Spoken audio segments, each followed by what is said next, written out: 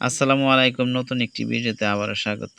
আজ আমরা মেক্সিকো বনাম চেক প্রজাতন্ত্র ম্যাচটি নিয়ে আলোচনা করব। ম্যাচটি কখন শুরু হবে?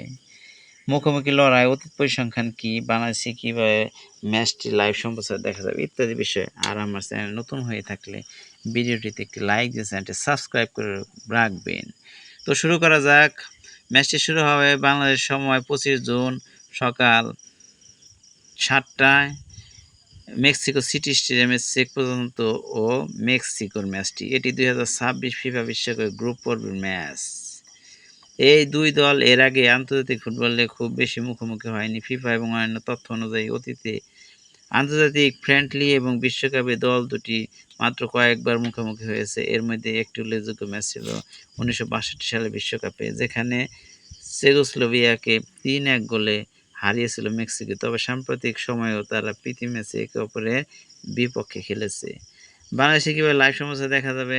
বাংলাদেশি ফুটবল ভক্তরা টেলিভিশনের পর্দায় খেলাটি সরাসরি উপভোগ করতে পারবেন।